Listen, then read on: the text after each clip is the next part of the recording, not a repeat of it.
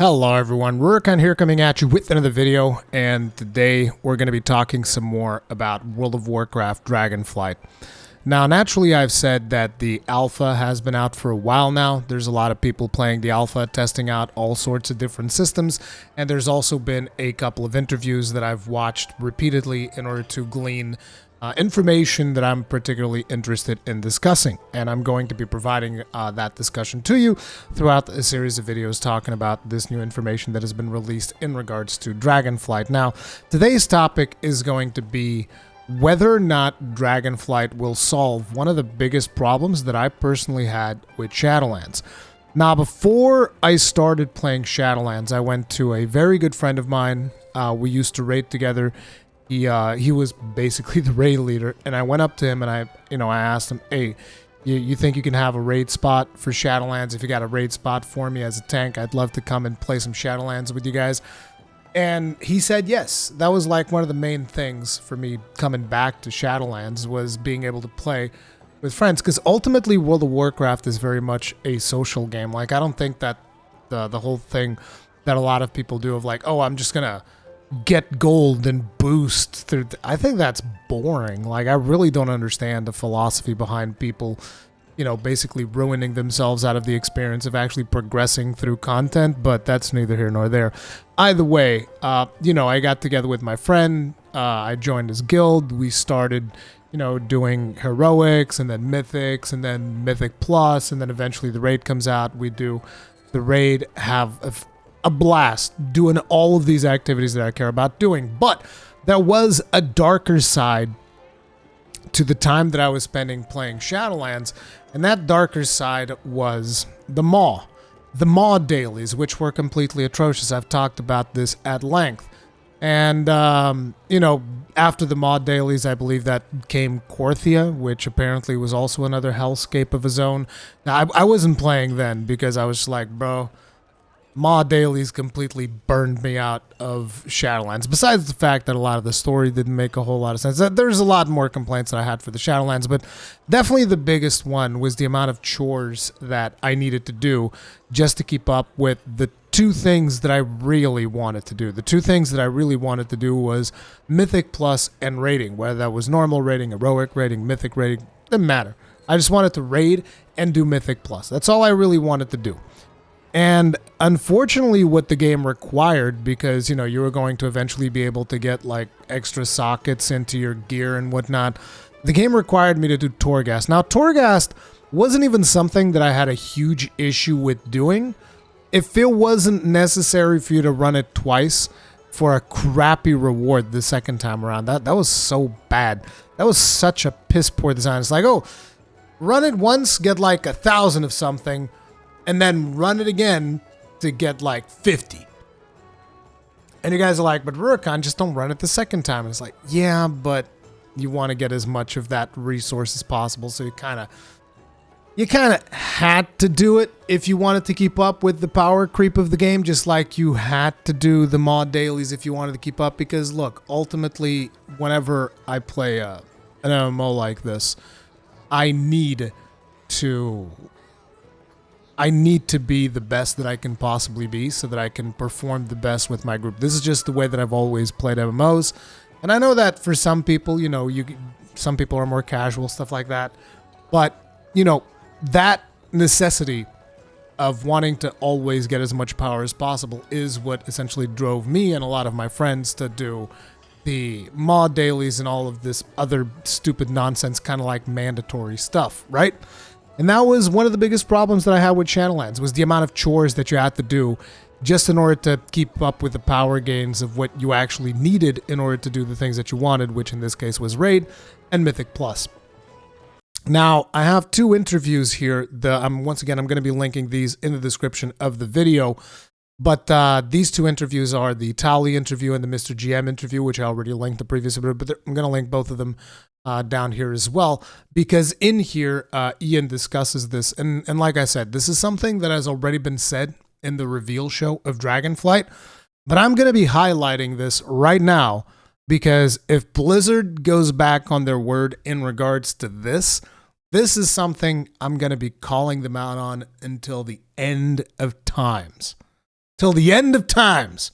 You understand? I will bear a grudge like nobody's business. Like, you guys know dwarves in Warhammer Fantasy Battles, like there's the big dwarven king. He's got the Book of Grudges. That's what I'm going to do. I'm going to get a Book of Grudges, and I'm going to write down mandatory chores in World of War. Anyway, let me get started with this. So this one is like probably the biggest question in our community that we always talk about on a daily basis is how will the world content work in Dragonflight? Because we have the raiding, the mythic, and the PvP, which is the foundation, and the exploration, of course. But are going back to world quests, world events? Dude, I swear that there's something wrong with poor Ian, man. Like, I'm telling you, I actually feel bad for guys. He's just like his head motions like, dude, you need sleep. Like, I understand I'm sleep deprived. Ian Hazzikostas probably hasn't seen like a bed and a pillow in God knows how long. And since there's no more power grinds like there was in the past with AP and the Korthia grinds, like what are we looking forward to in Dragonflight in terms of like world content to keep us occupied in between all that? Yeah, so I think a lot of that. It's also important to mention that when it comes to this notion of like AP and stuff, there's actually a lot of people that enjoy AP grinding. Like, they actually enjoyed the fact that they could log in and put like a plus 50 power into their charm, which ultimately meant nothing. But it's so weird to me that there's a lot of people when it comes to World of Warcraft that they literally want Blizzard to just give them like a checklist of things to do. Like, give me a checklist, give me a list of chores that I can go do in this MMO. It's weird to me that there's so many people that think like that. It's like, you should be wanting to just explore the world, have a good time, as opposed to just, no, give me a list of chores, just like this is the real world. Like, I'm at a job. Give me a list of things to do. It's I don't know. That stuff's kind of weird to me. But anyways, let's see what Ian has to say. This gets back to the renown stuff we talked about a little just a bit ago, and it's building upon lessons learned over the course of Shadowlands. I think where we settled for Zereth Mortis by the end of Shadowlands, where I think we realized, like, dude, I feel like I need to play Zereth Mortis. Zereth Mortis is so like referred in these interviews. They're constantly calling back to Zereth Mortis as this amazing thing. And I remember when Zereth Mortis was initially announced, there was like all of this time-gated stuff in there where, oh, you have to wait God knows how many hours after you gather these resources in order to advance this thing to the next. Like, that was weird. So I don't know if that's been improved, but, Blizzard keeps, at least most people in these interviews, they keep referencing Zereth Mortis as if it's this amazingly positive thing. Like, if you played through Zereth Mortis, let me know in the comment section below if you thought, oh no, this was really good, this was an amazing zone.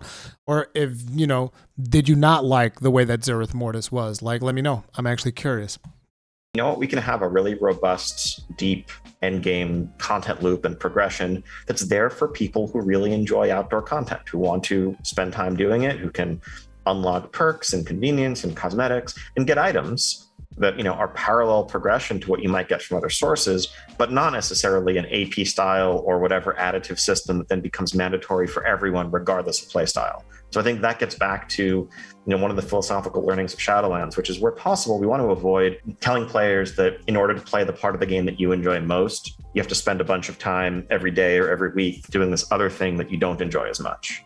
And we've seen that general approach be successful over the course of Eternity's End. And so in a sense, the way we're approaching Dragonflight Endgame is 4 different Zereth Mortises, with, of course, very different grounded flavors, some that are more about the Dragon Scale expedition and their pursuit of the artifacts and ancient knowledge of the Dragon Isles, or, helping out your buddies, the Tuskar or the Centaur clans and so forth, with different content associated with each, a mix of world quest, dynamic events, rares, some unique content like dragon riding races and fun stuff that we're excited to explore there, that all contribute to separate renown style progression tracks that have lots of depth to them, cosmetics to earn, perks that make your outdoor gameplay more efficient, but nothing that like a raider should feel they need to be doing week 6, week 7, week 12 of the tier in order to keep up with their expected DPS or whatever. Gotcha. And I think that this is actually going to be a problem for a lot of people because of the way that they are used to playing World of Warcraft, right?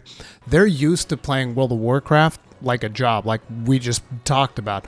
They're used to having this checklist of things that they want to do in order to constantly be gaining power, when in reality that was never really the point. It's like you're supposed to be playing in a larger aspect. Like the best moments of World of Warcraft tend to come from social interactions. If you really think about it, and I am not joking. A lot of people might think that I'm exaggerating, but in a large part, the biggest moments of enjoyment that you can possibly get out of World of Warcraft are going to come from social interactions. It's just that simple. Like, for instance, you go and you watch the Asmongold video where he talks about his Wrath of the Lich King adventures, which is actually a really good video. It's like 3 hours long, but you know, it's there's a lot of really cool events in that video. There's a lot of really fond memories that I personally have of Wrath of the Lich King that is nice to see somebody else talk about.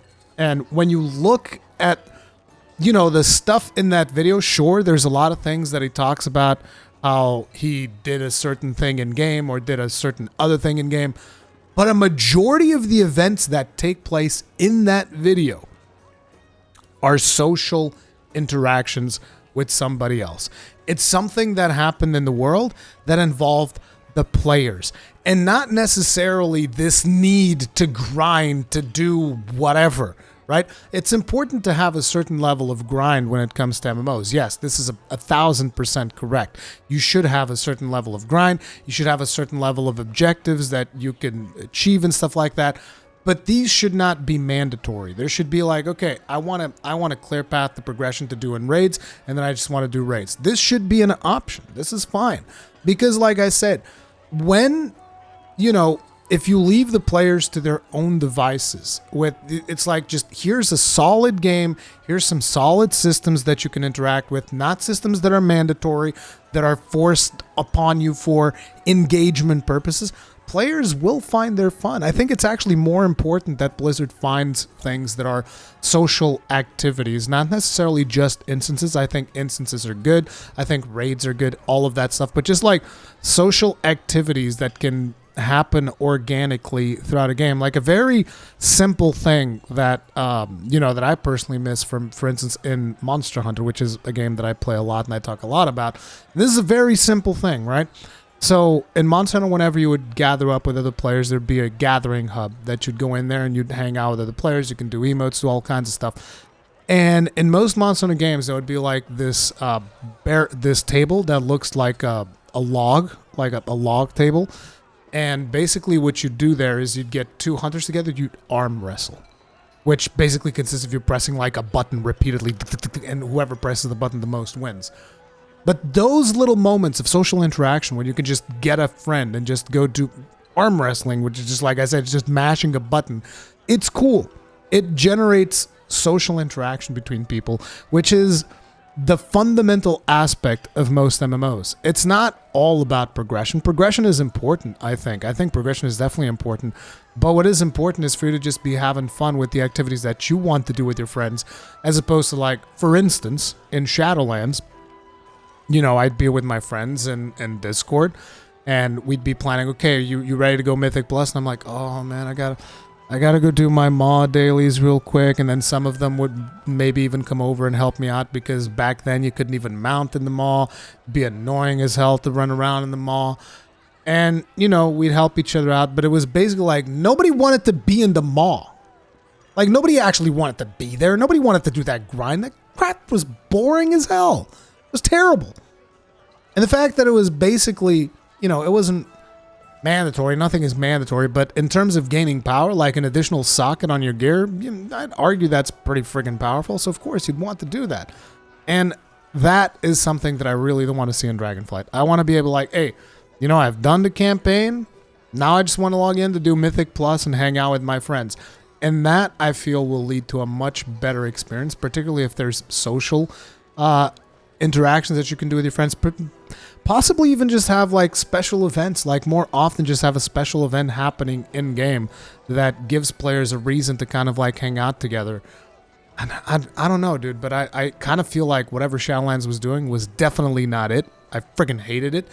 And let's hope that Dragonflight goes in a better direction, which it seems like it's going to be Are the we case. maybe going to see some Torgast style tower or mage tower coming in Dragonflight? Nothing specific along those lines at launch. For sure, as we look ahead to patches, I think that type of content, everything from Mage Tower to the Deaths of Chromie, going back even further, which has some loose narrative threads that we might want to revisit Awesome. now that we're doing dragon things again with the Bronze Dragonflight. Right. Those are all like strong candidates for what we might want to do in patches. So it's important that when a lot of people hear Torgast, they're going to be like, oh my God, Torgast. And it's like, you're right. But it's important for people to understand that before Shadowlands actually released, Torgast was actually very well seen by most of the people that got to play it. Because Torgast in betas was a way better system, a way better, end game activity. Not even end-game activity, just a way better in-game activity that you could go and do, which for starters, I believe it was optional. It was not really mandatory for you to get like your legendary, whatever, soul ass or whatever the hell it was that you got out of that thing. And most people that played it, most content creators, they actually really enjoyed it. It was more kind of like a deep dungeon from Final Fantasy XIV where you could upgrade your character to ridiculous levels while you were in the tower and just like mow down a bunch of mobs and have a good time. And that was cool. Like, it was just a cool side thing that you didn't have to engage in unless you wanted to, which I believe, I never really played the Mage Tower, but I believe that was also the case for the Mage Tower. Now, there's another interview that I'd like to call to your attention, and this time it's going to be from Mr. GM here. So I guess I think it was mentioned before about account-wide things in Dragonflight. It's something that you're looking into to have, like, a lot of the stuff being account-wide. One thing that's a barrier for entry for at least me, and I know a couple other, a few people in the community, is reputations and, kind of legacy reputations in a sense. I have a character that I played forever and has all these reputations and kind of progress through the expansions, and then I play a new character, and then obviously it doesn't have that. Is that something you've ever... This is literally one of the things that I always struggle with the most whenever it comes to playing a different character. Because, I have my warrior that I've played for a ridiculous amount of time. I have a ton of investment into that warrior. I grinded out Thunder Fury, Blessed Blade of the Windseeker. But yeah, I grinded out Thunder Fury long after it was relevant. I did a bunch of reputations throughout the different expansions that I've played. And then it's like you create a new character and those reputations are gone and you're just like, dude. And I understand that for a lot of people this is not a big deal, but for me it is. I'm just like, dude, this is a lot of effort that I've put into this character, and it friggin' sucks that if I want to play a different one, it's just like all of this stuff goes to waste. And I don't want to go grind that stuff again. I did it once. Which is why account-wide progression, I feel like, is something very important. And it also kind of speaks to the whole thing of, like, I don't want to waste time doing things that I, either that I've already done or that I simply don't want to do. Ever, considered, like, going back and looking at account-wide in regards to, like, legacy content? Yes. I think... This is good that he just answered yes. There's definitely an opportunity for improvement there. We don't have anything specific to announce for Dragonflight, but I agree. It's like there's that list of things. Anytime you think about switching mains, particularly when we introduce a new class, like the Evoker, this comes up. It's like, what are the things that make you feel like you would just be sad if you had to leave that stuff behind? And as much as possible, we do want to make what we can there account-wide. Going forward, as we've looked at modern reputations, what we tend to do is ask, like, what are the things the reputation gives you, and can those be account-wide where possible, while still leaving room for, if there's an individual, eye level, whatever helm that's on this track, we may still want that to be part of your individual character progression. Or if you're a tailor as opposed to... I kind of feel like you can very easily solve this with character tokens. So, because this is not the first time that Ian has brought this up in terms of like, oh, we can make certain things account-wide, but then if there's like a piece of gear in there, for some reason, that's just like a mental block to them. Like, say for instance, oh, you've played your main throughout this zone. This includes like Dragonflight, right? You played your main throughout this zone, and now you've unlocked like a special helmet, like he mentions here. There's an item level something helmet that you've unlocked for your main character. So his fear is like, oh, but then you create an alt and then you can already have access to that helm. Bruh.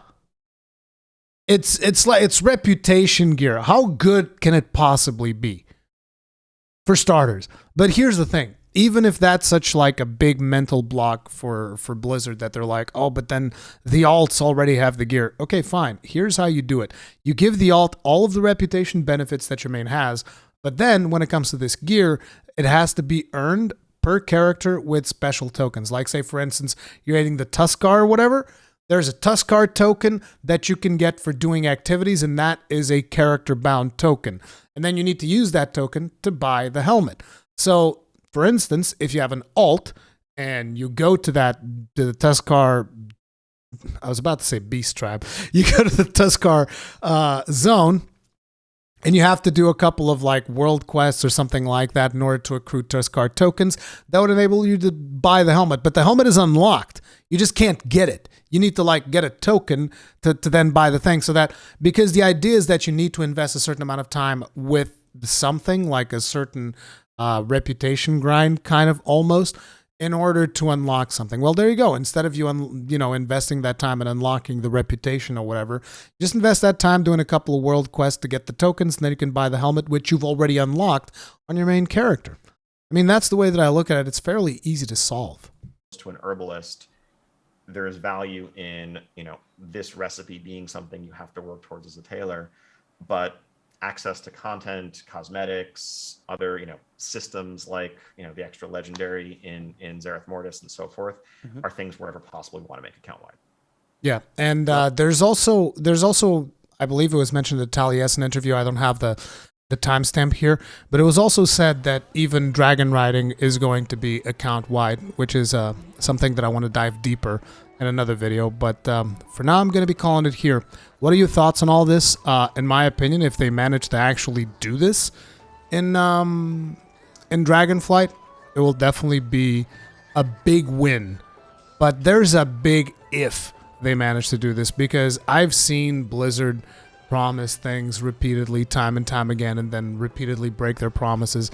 I have absolutely no trust whatsoever as a consumer in Blizzard, and the main reason why I'm still doing this is because ultimately I'm just still passionate about the IP itself, and I'm going to keep reporting on it because, like I said, I'm passionate about it. That's all there is to it. Anyways, that's going to be it for this video. Let me know what you think about it in the comment section down below. I'll see you guys in the next one. Stay strong, stay safe. Peace out.